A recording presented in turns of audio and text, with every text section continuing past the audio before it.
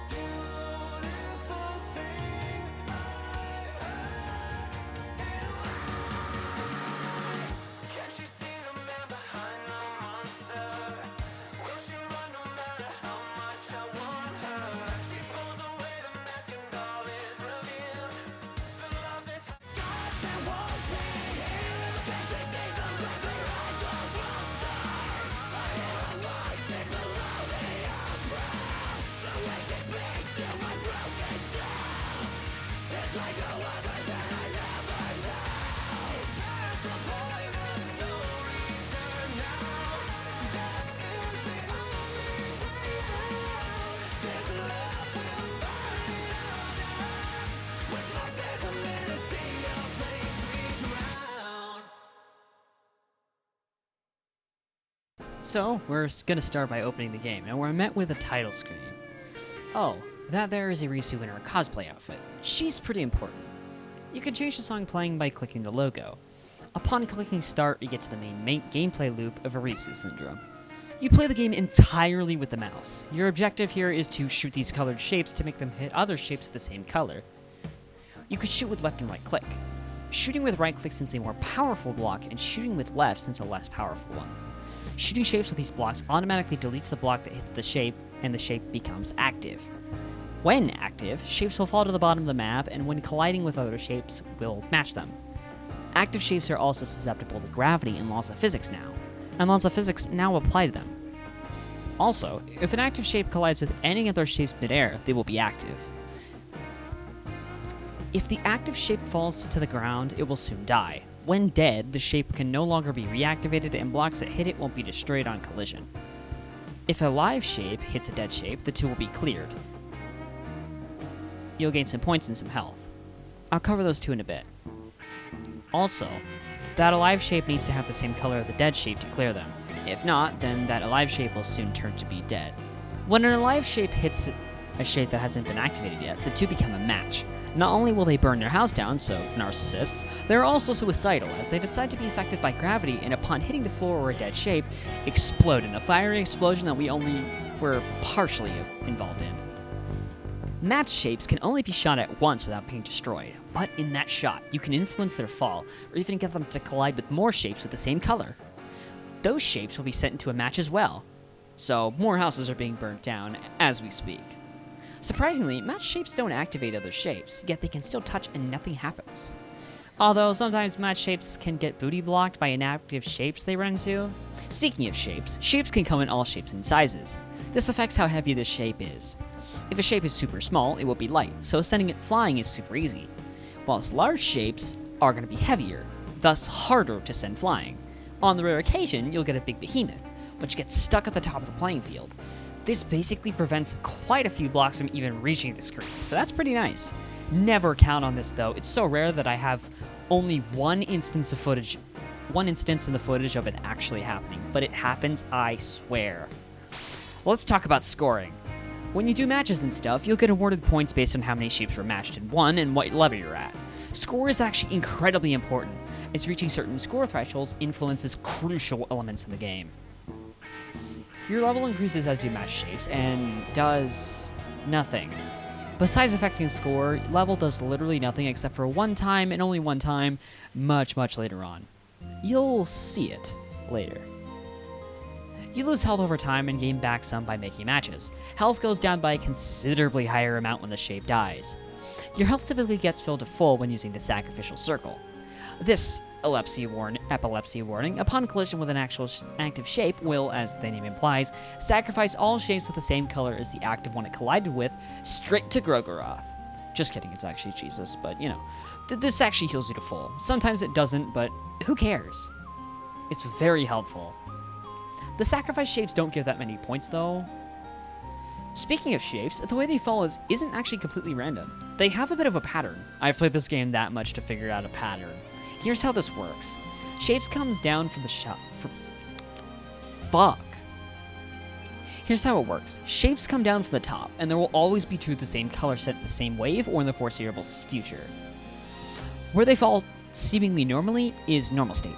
Eventually, there'll be a lot of shapes in one wave that move slightly slower than normal, but there are a lot of shapes of the same color, so combos are incredibly easy. This is called rush hour. Directly after the slow shapes comes an wave of incredibly fast ones. There aren't that many in this wave, and most of the same color. Not only that, usually the same color won't be sent more than twice. And that's what happens immediately after rush hour. Sometimes the incredibly fast wave will happen even if the rush hour hasn't even started yet. So sometimes they can come completely unexpectedly. And speaking about colored shapes, more different colors will be introduced as the game goes on. I just neglected to put that in the script, so I'm just gonna say that now because it matters a lot, you know? Particularly when a shape gets introduced, it kind of screws with the spawning AI a little bit, and it usually doesn't spawn a second of the new color. This happens more later on, but you'll see the reason why. The gameplay loop is great already, but it's gonna get better, I tell ya, you'll see. So after a while, or 5 seconds, your Your health is going to reach 0, and Irisu, who's been actually watching you play since the start, fades into view. Yeah, I bet you didn't notice that one. Big-ass anime girl. Yeah, always. It happens to me all the time. Exactly. She just fades into view. Yeah, exactly. After you die, you'll be treated to a still image in the gallery. It also has text to accompany it. Before we read, let's take a moment to instantiate the 3 characters in this image. Who are our main characters, besides Irisu?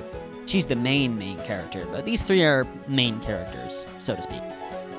If you were to take a peek at the folder the game.exe is in, you'll notice a photo. This photo will change over the course of the story and gives us our characters. The guy on the left is Edogawa, last name isn't given. The girl in the middle is Ageha, but most refer to her as Ageha. Finally, the guy on the right is Ujima. Everyone calls him Uji. Except for one instance, but we'll talk about that later. Now for our first album image. The sun is good. Good, huh? So about tonight's dinner. I have no idea. That's too bad. Let me guess. Is tonight's dinner canned food? You still going on about that? It sucks. Wait, there's no way we can catch fish here. We can't eat canned food either. We have to cook for ourselves. I brought all the ingredients after all. I wish our dinner was grilled sea bream. Shut up and help me cook. That's too much trouble. I need to draw more illustrations soon. I really couldn't ever depend on you two for survival. Ha ha ha ha ha ha. If you look closely, you can actually see a pair of bunny ears behind a rock back there. That seems familiar. Back in the files, something should have happened. A TXT file entitled Curtain Rise has appeared. Let's give it a read, shall we?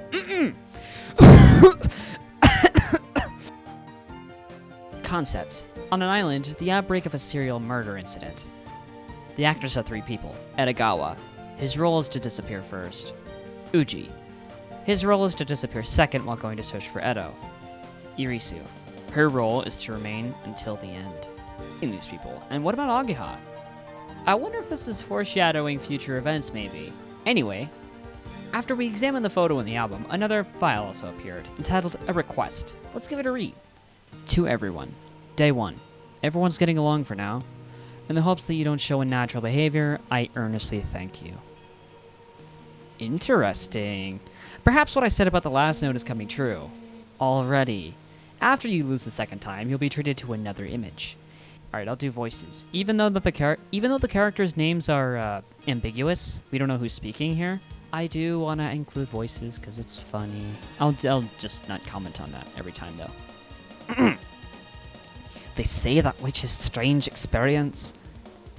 You're quiet. What's wrong? Really are bad with this sort of thing, aren't you? It's not that. I saw it just now. I saw some person with weird clothes. What do you mean? You know, like an apron dress? That kind of odd skirt and clothes. Wearing a hat like a witch's with rabbit ears spouting from it. A person like that was standing and looking at me. What's that? It's not like Edogawa's ghost story. It's a rabbit witch. I saw a figure in the distance. Here. Someone besides us was here. Seemed that person was watching intently, silently staring at us. Maybe you were just seeing things? No. She was a bit far, and she left quickly. But I definitely saw her. I'm sure.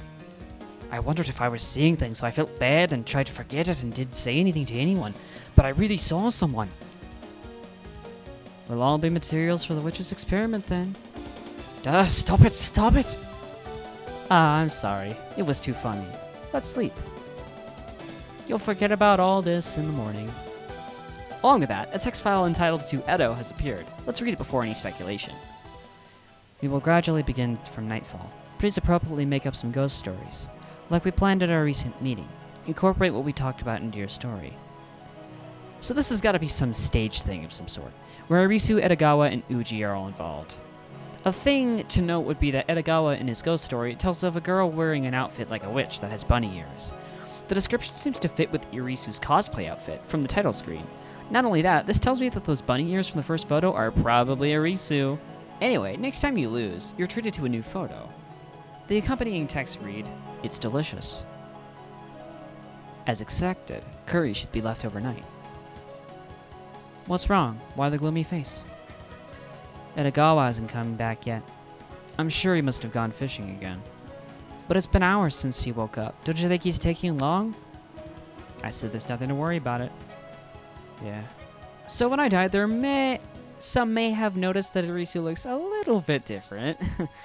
There's an explanation for that. In that run, I had gotten more than 40,000 points, and that's what triggered this. This also locks me into the good ending. This will be relevant here soon, but let's divert our attention toward the new stuff in the game folder. The photo was changed, that's the main change, and the photo is now just Uji and Ageha. Makes sense, Edo was supposed to leave first. And in the last album photo, Ageha is worrying about him, because he's disappeared. Funny thing is, Uji isn't concerned. At least I think that's who's speaking. He's clearly not selling this well.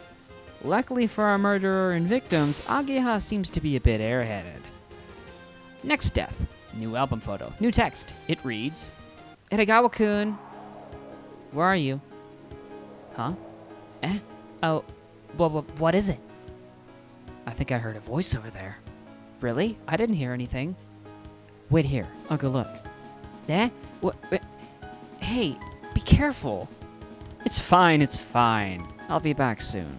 So now the two of them go off to search for Edo, and Uji just runs off, presumably to disappear. This is explained to also be calculated in the new .txt that was made. The txt is entitled To Uji. It reads, one person is erased. From around here, bit by bit, the climax is coming. Edo should secretly vanish in the dead of night. Uji, please suggest going to search for Edo. Disappear unnoticed when you find the chance to do so. So these seem like instructions for Uji and Edogawa. This surprisingly makes a lot of sense. Upon death again, Ageha is all alone. Also, it seems she refers to Uji as Satoru. Satoru. Does she like him? A suspension text file has been added, entitled Irisu. It only contains 3 dots. Basically nothing. Our photo has been changed to reflect Uji's disappearance. Bye-bye, Uji. Upon death again, you'll get a cutscene instead of a photo. The album is full. Ageha finds the instructions and notes, all of which are identical to the ones we've been reading. Not sure if this part was calculated, but as Ageha reads the notes, she calls for Irisu. Ageha begins to call Irisu out for various things that will be explained later, though. All the while, Irisu approaches with a creepy look and a large bloody bat with nails in it. But as you can see, she's trespassing on my desktop to get to Ageha. This is legitimately one of the most illegal things I've seen in a game, and one of the coolest things I've seen in a game, because she's trespassing. I'm just kidding. When Irisu gets to Ageha,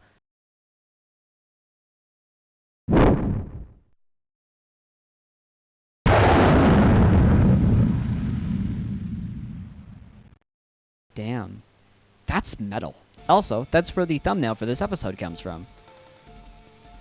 Although the one I used in the thumbnail is the unused version, before all the special effects were added. Still looks metal, though. And then the game closes. Upon reopening, it's revealed that this was just a surprise birthday party that definitely went differently than intended. See, if you never got above the 20,000 or 40,000 point barrier before the 6th game, you'll get the bad ending, which has Irisu actually killing everyone instead of coming up with a birthday surprise. But that's not canon. I just want to preface this. That's not canon at all. I've seen people take that as truth, but it's not canon. It's a what-if scenario. And that's going to be explained here soon. There's a lot more stuff that's yet to be revealed. But it is totally something to keep in mind, though. Oh, but this is the end of the game. Of the base game. You've seen this episode's runtime. I'm not gonna do that stupid joke. This is the base game. There's more to this story. We start back in the files, where there's a new file entitled Ageha. It reads, what's with the strange person I saw and Edogawa's ghost story? It seemed like they were in on it all along. I knew it. I think that it was too absurd. Yeah, really. Anyhow, what a tactless surprise party. Well, but they did work to that extent for my sake. That makes me a little happy. Incidentally, I said some terrible things to Kyoko, huh? Though it really didn't seem like she was listening. Sorry. But really though, she has some strange points. She's not a bad girl. She's always coughing and her throat seems bad. So I can't help but worry about her. Next time instead of something so lively, I want to go somewhere quiet. Alone with Satoru. Speaking of Satoru, he's still drawing those creepy pictures. Endless cutely drawn pictures of suicidal cats. Jeez, I really wish you'd stop that. Sweat drop. I tried bugging him about it, but he seems it doesn't care. I recently realized that he seems to be imitating the style of some foreign cartoonist called something or other. In that case, draw rabbits like in the original, I said. This time around, it really seems to be suicidal rabbits. On this recent trip, he also seemed to bring a sketchbook. How much do you love it? Well, since I'm a cat lover, it's better than cats. Just kidding. This actually explains the odd background we have in gameplay. Cats dying in various ways. The line about Irisu's throat problems will be relevant soon. This seems to be the thoughts of Ageha after the surprise party. My whole question about the party is why? What caused it? Why did it play out like this? What's with the bad ending? And what caused it to turn into a birthday party? And what's with Irisu? Also, Irisu's last name is Kyoko. So many questions left unanswered. An unsatisfactory end. So I played the game until I hit 100,000 points in a run. Actually, you only are required to get like 50,000 points, but I played to 100,000 points because it wouldn't activate until 100,000 points. I don't know, information on how the unlockables work in this game is really weird. It spawned this little cat in the corner. When clicked...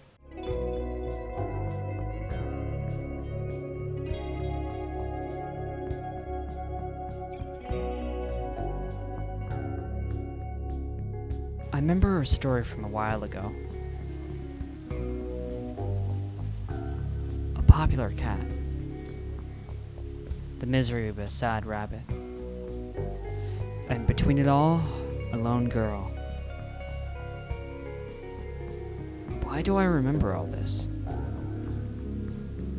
That's surely...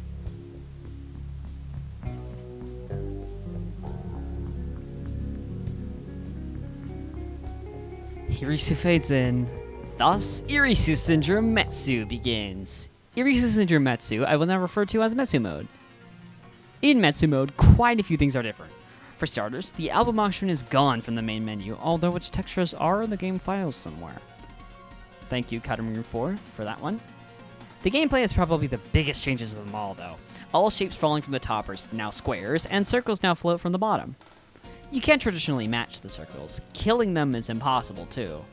Great, no narcissism. However, activated squares can be matched on them to turn them on. When turned on, they will also turn on circles of the same color that are touching and explode into points after a bit. An explosion that we definitely didn't cause. The circles will float up the map as long as you don't shoot them, and shooting them will basically stick them to the ground. But they will be pushed up by floating circles if you let them. In Metsu Mode, health no longer depletes naturally, it only decreases when a square dies. Speaking of squares, these squares probably overdosed on some 6-hour energy because they take way longer to die in Metsu Mode, at least doubled or tripled. 3 new music tracks have been added. They are accessible through clicking the logo, just like in the base game.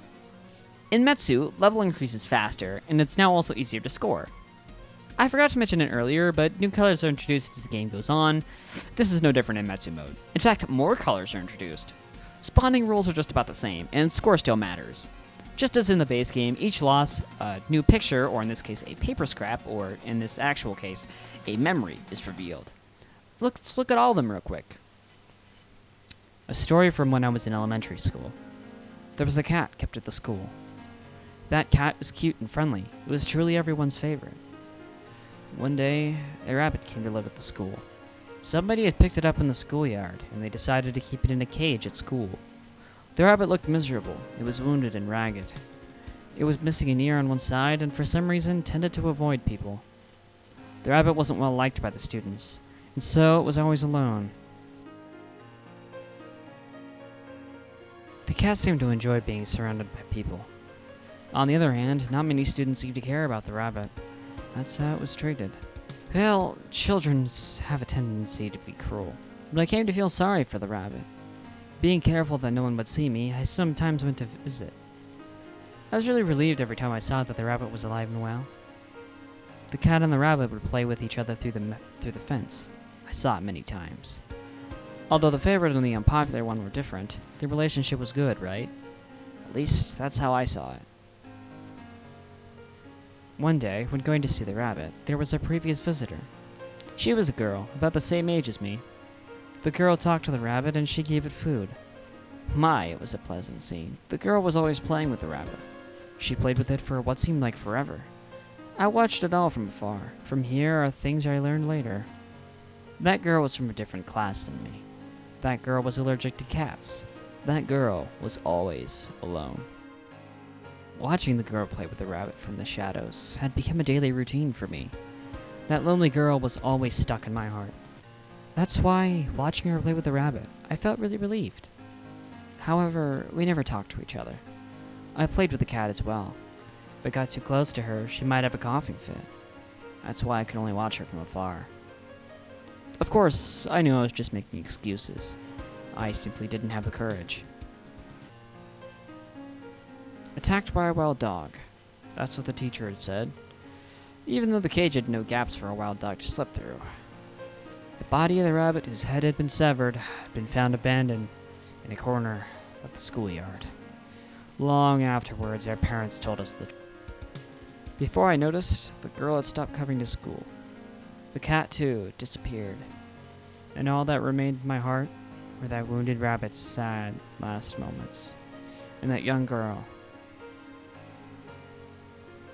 So it seems that the girl's Irisu and the guy is Uji. Apparently what the adults told about the rabbit's untimely demise wasn't true. Perhaps some new files might help. Let's start with lately I've been taking cough medicine without restraint. It reads. Those two are happily talking again today. It's annoying. Noisy. Those two next to me are noisy. What in the world is so much fun? Wish everyone would just die. Today my eyes met with a lone boy's. He gave me a nod with a bit of an embarrassed smile. He was cute. Ujima Satoshi-kun. That was the kid with the cute smile. The gentle kid who even gave a kind smile to someone like me. He's always alone. Just like me. One day, I peeked at Ujima-kun's notebook. There a strange world was spread before me.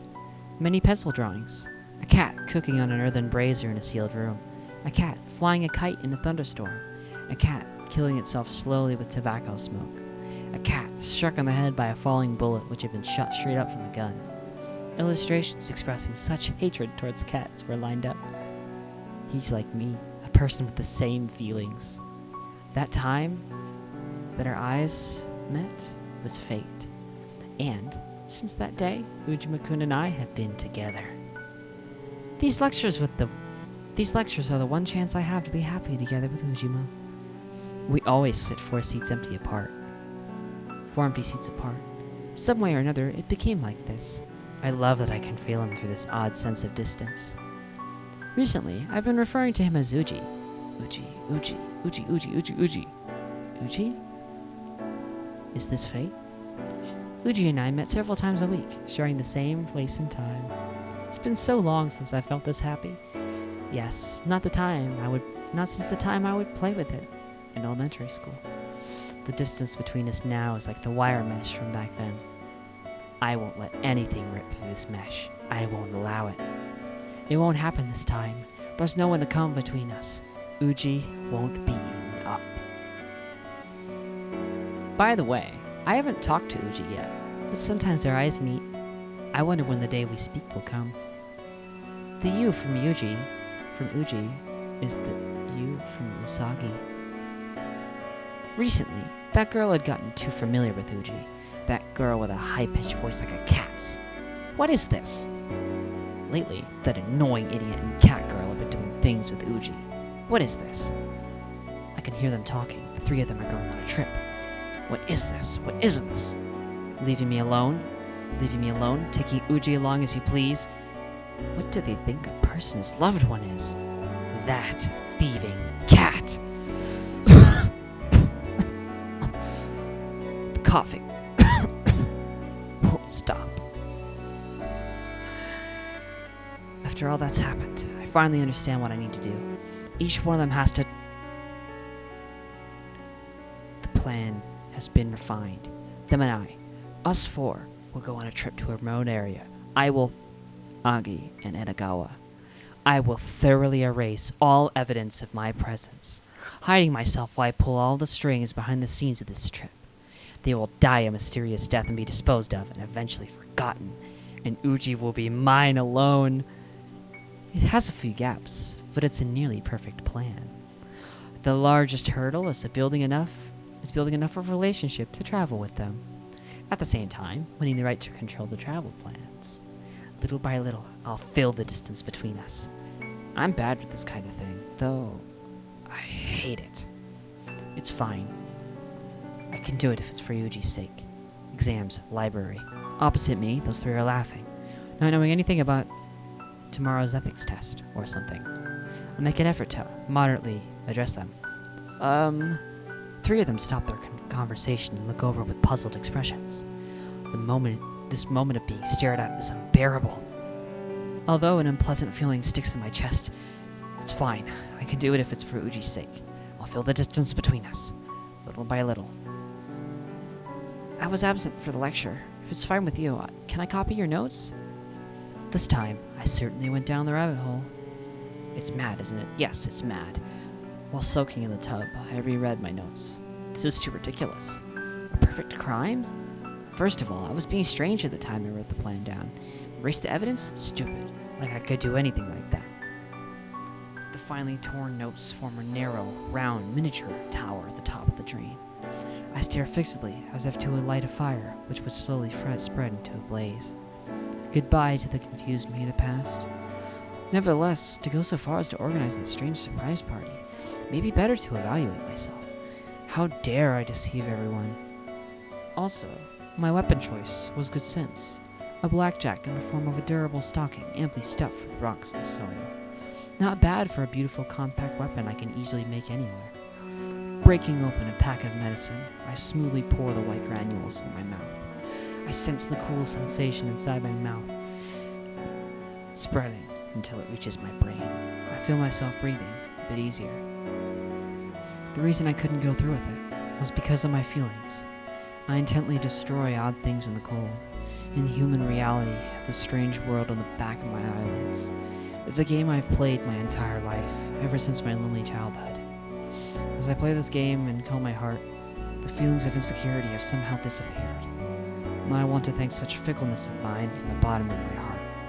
I almost crossed the point where I could no longer undo my mistakes. At that time, it was utterly strange. Firstly, there was no need to lure my loved one to the sea. And that stupid guy. He's an idiot, but harmless, so there's no need to do anything to him. The target is that cat. Her alone is good enough. Breaking open a packet of cough medicine, I smoothly pour the white granules in my mouth. This makes 30 packets. Ephedrine and codeine fly about my medulla oblongata and sympathetic nerves. I must have butchered oblongata. In my hazy, drunken brain, thoughts spin and turn. Last time, I was too interested in looking to entertain myself. This time, my feelings will not waver. This time, I'll cut emotion out of the equation. I will doggedly attempt to construct a flawless plan. And if I succeed, alone with Uji, our backs to the sunset, we'll admire those beautiful drawings together. Jeez, that was a long one. So this must be Irisu, with the coughing and the plan to murder Edo and Ageha. Or just Ageha, as we learned in the end, aka that cat. Irisu seems to really enjoy those drawings of cats dying. Nobody better tell her that Uji started drawing rabbits dying instead. Also, the thing about the mesh, the rabbit being killed. Irisu must like rabbits. Now we've got some context. Irisu wants to kill Ageha because she's getting close to Uji. She likes Uji. She hears the three of them are going on a trip, so she butts into their friend group and joins them somehow. Then the surprise party. Why didn't she kill anyone with that sock weapon? Why did she change plans? Why would she have killed Uji in the bad ending of the base game if she liked him so much? Still, many things must be answered. Let's keep going.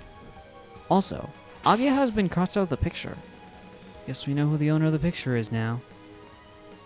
If you thought that that last text document was huge, this one is double that size. But it is integral to fully grasping the story here. The text document is called Suicidal Rabbit Diary. When I realized it, my notebook was filled with pictures of dying cats. Why did I draw cats? Let's think about yesterday. In class, I was drawing with all my might. A fire in a sealed room. Lots of white pills. A looped rope. Whatever comes to mind, I draw in my notebook, one after another. My usual calming work. The more I become engrossed in it, the more methods I can think of. The white margins of my notebook are filled in with more and more pictures. The animal I'm most like is a cat. The group behind me talks happily. I took a test and that's what it told me. Among that group, Ageha.txt is the most cheerful. Cat? Cat. Did she say something about being a cat? Cats, cats, cats, cats, cats. Ah, that's right. While thinking such things, my hand was still drawing. I always sit in the middle of the second row from the front. It's my own seat. I realized that the group behind me was discussing me. Of course, it was something negative. It was just that kind of thing. I've started to like the pictures of dying cats, so I continue to draw them. The people behind me are talking about me again. Sometimes they break out in laughter. They laugh, like I'm some sort of entertainment. Even though I don't really care about it. Today I complained to Edogawa about their conversation. We ended up arguing about it. Edogawa is really quite irritating, I thought. I blocked their following conversation from my brain. Therefore, I have no memories of it. By the way, Edogawa seems to have feelings for Ageha.txt. He's very easy to read. Ageha.txt seems to not be aware of it. Recently, those two seem to often be alone together. Incidentally, I got a good look at that girl. Somehow, she has a white sort of feeling about her. Always alone. The girl I mentioned before. Today I made eyes with her. Not knowing what to do, I reflectively smiled back. The girl made a surprised expression, then quickly looked away. I've started to find the pictures of dying cats fun, so I continue to draw them. About the girl I mentioned before. Apparently, her name is Irisu. Always alone. I watched her, always alone, from afar.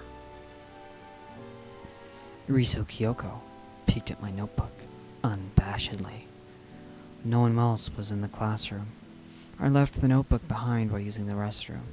When I came back, that kind of scene was spread before me. Reflexively hiding myself, I watched that Irisu from the shadows, looking at a person's notebook without permission. What a lovely girl. I waited a little while. I entered the classroom again. Irisu sat quietly, as if nothing had happened. About Irisu however I can express, it is fine. I'm happy just watching her.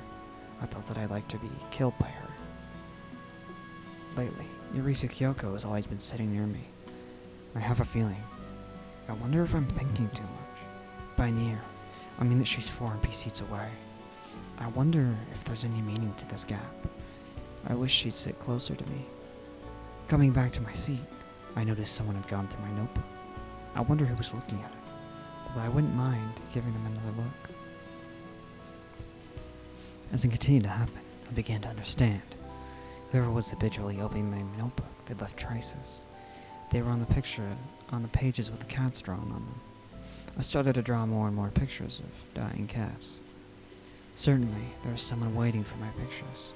To think that, just because of that, my drawing would be this much more enjoyable. Drawing pictures of cats became part of everyday life. When it reached the point that I was making dedicated notebooks, she had already seen 10. Sunny days are passionate. Rainy days are tinged with melancholy.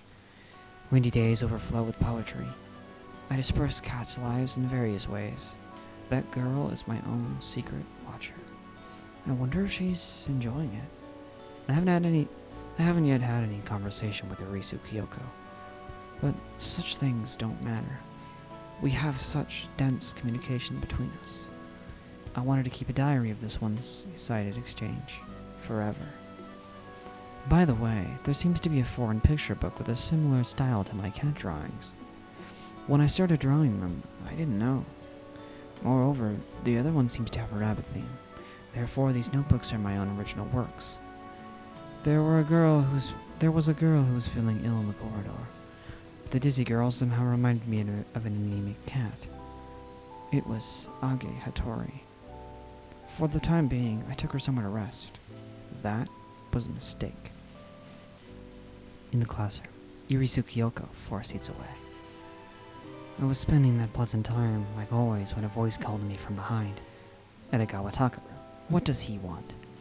Next to Edogawa Takaru is a broadly smiling Ageha.txt. Edogawa says something or other. His voice is rather loud. It must be nice to talk so easily. I was thinking those things while listening. I don't really remember what he said. Somehow, though I don't really remember why, Edogawa Takaru and Ageha.txt started sitting close to me in class. And somehow, though I don't understand why, they started having conversations. I didn't draw pictures of cats. Ageha.txt is strangely intimate with me, both physically and mentally. For example, she gets really close to me. At some point, she started calling me by my first name. When I speak, my voice has a gentle tone to it. I carefully choose my words to be meaningless. If I do it this way, I seem to give off a feeling of being neither good nor bad. It seems that through some mistake, I've attracted the kind of girl that likes this. With the appearance of those two, my chances to show Irisu Kyoko my notebook have sharply decreased. It's extremely troubling. Ageha.txt saw the cat pictures. To think that she'd look at a person's notebook without permission. What's this? What's this? Ageha.txt acts like she's having a bit of fun. On the inside, she's surely confused. I carefully thought through my reply. If she realized I was a bit of a that sort of person, would she stop trying to get close to me?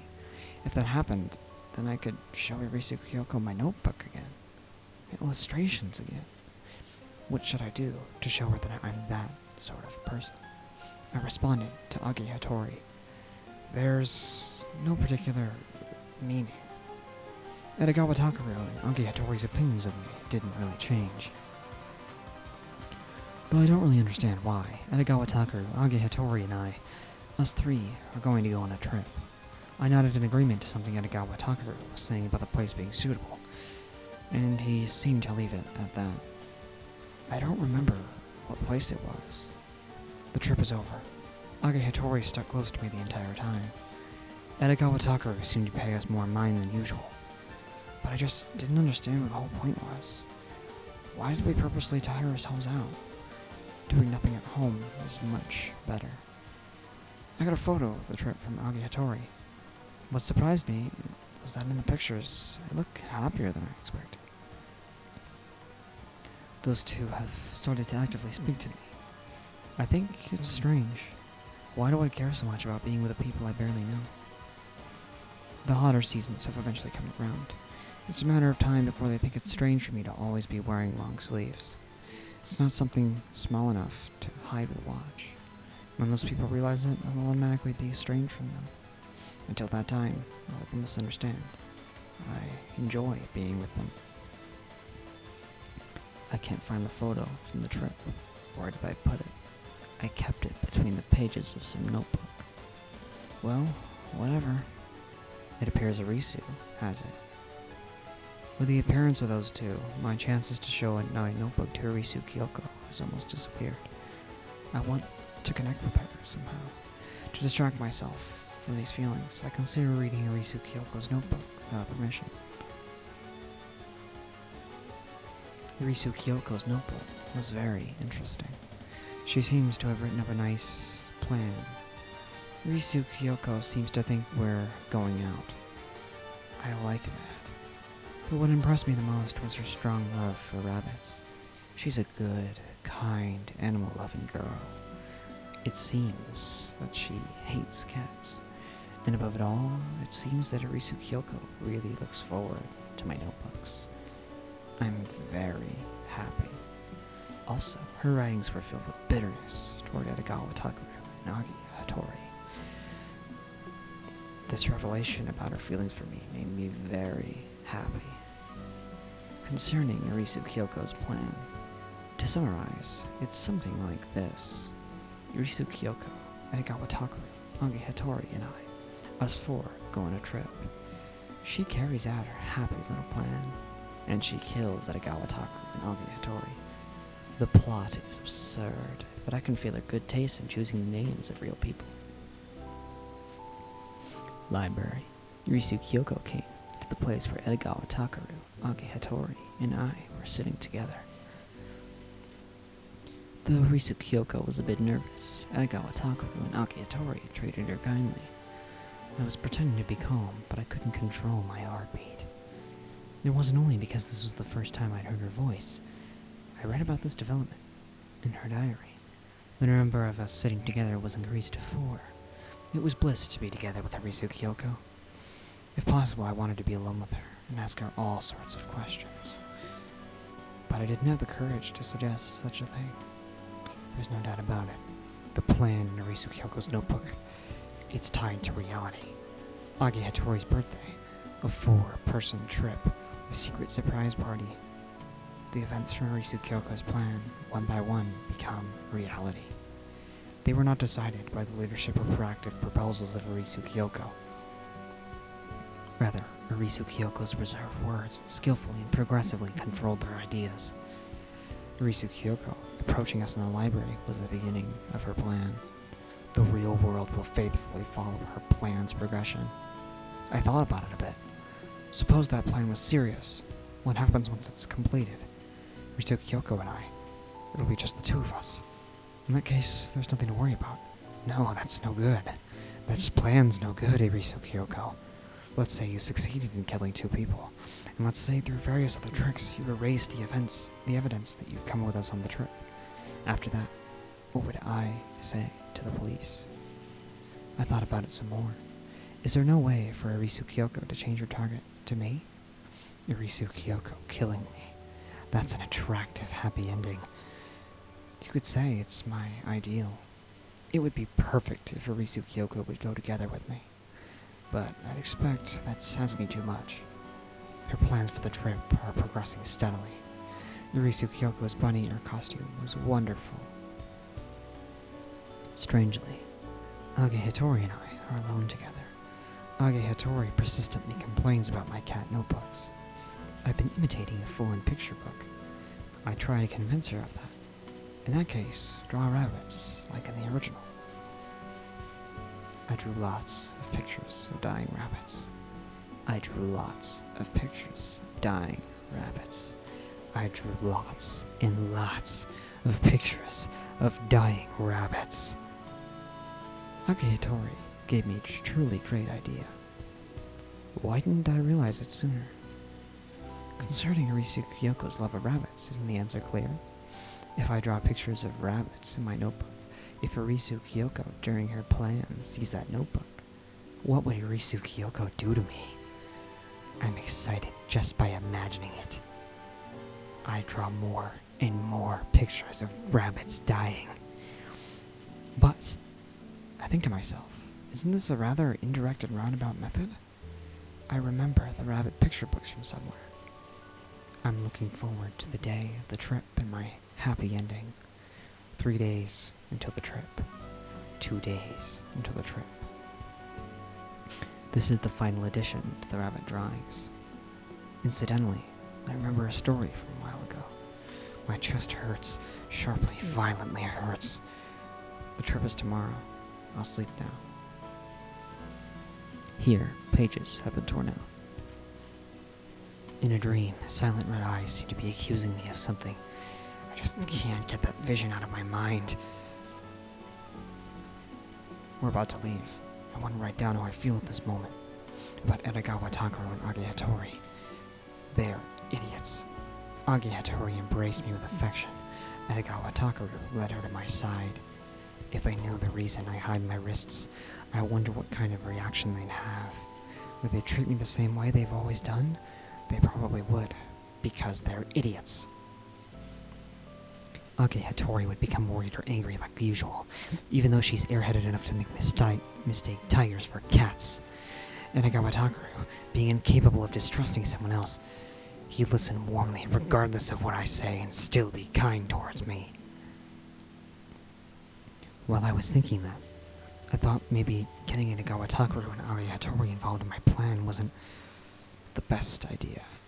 I can say that it was a mistake for Ageha.txt to like me. Edogawa.txt and Edogawa Takaru and Ageha.txt. However you look at it, they're the better pairing. If our situation could become a bit different, wouldn't the 4 of us end up happily? Maybe. just maybe, if by some means Irisu Kyoko's plan ends in a complete failure, I thought that just trying it wouldn't be so bad. I can fix the disordered ties between us. I can try to change this small world. And then finally, I can destroy my past. And if I could succeed, then I could search for a better future. Well, something like that. With that, we're leaving.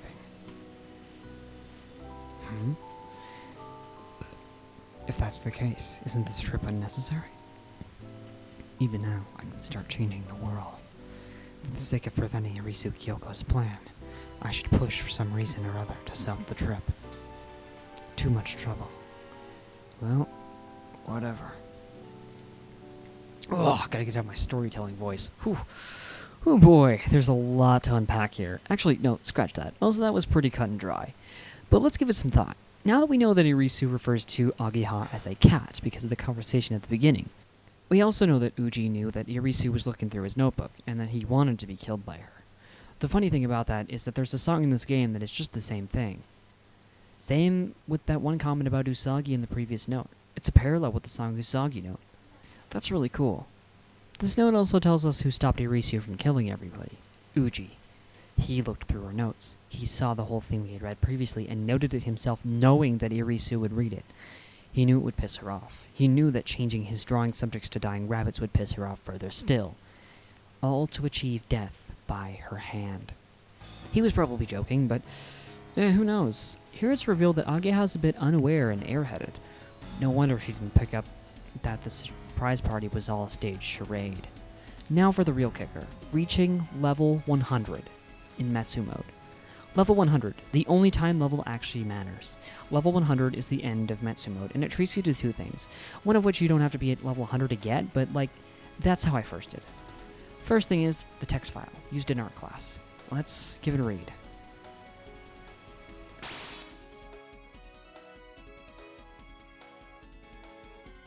So, Uji killed the rabbit, and the cat was seen with the severed head, so it got all the blame. You'll see where that comes from later. Appalling. Not only that, this is why Irisu stopped coming to school. This is why Irisu hates cats. Now for the other thing. The last thing in Metsu mode. The ending. What ending was it that I wished for? I'm fine. I'm just a little camera shy. I can't clearly remember now. What are you talking about? Quickly now. My ideal happy ending was... but... Certainly not this. Hurry up. But...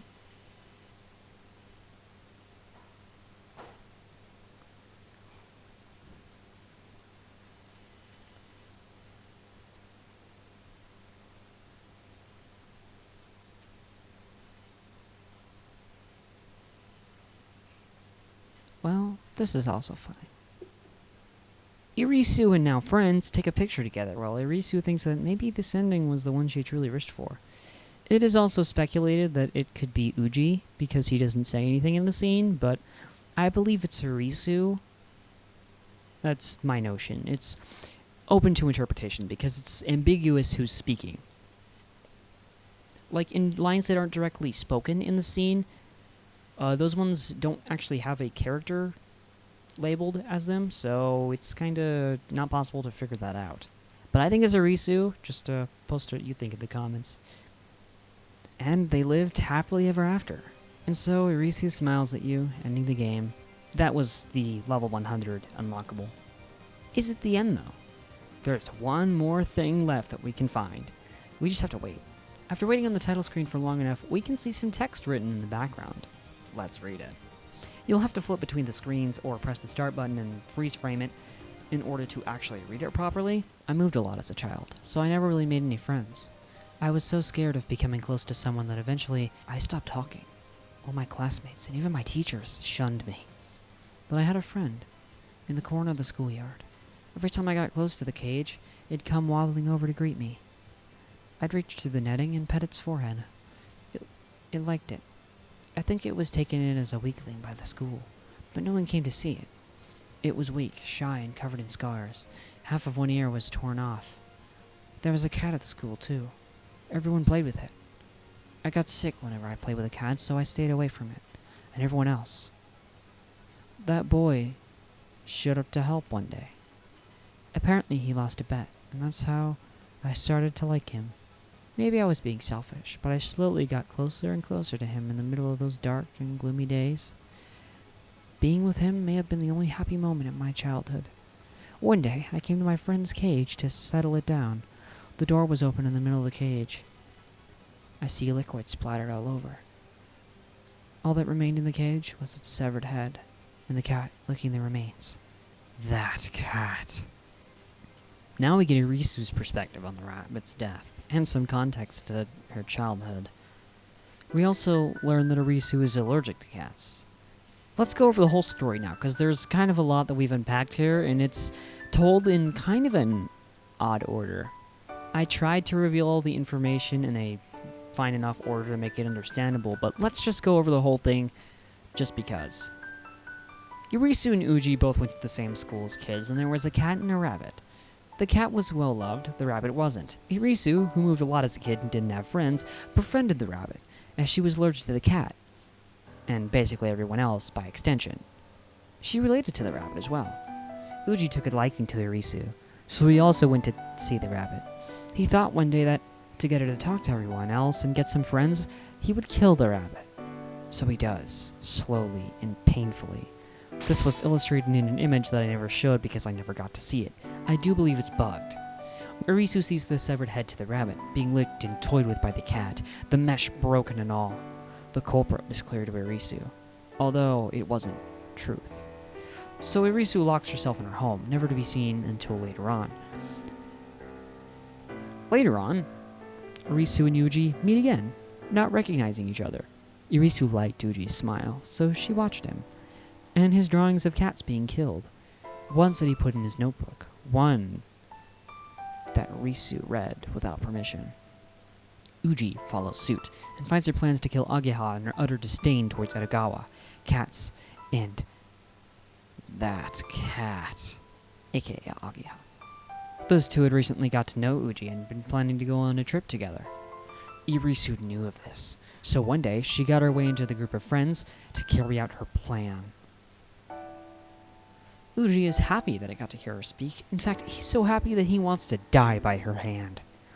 He knew that she hates cats and loved rabbits, so he switched from drawing dying cats to dying rabbits. Uji read in Irisu's notebook one day her plans to murder.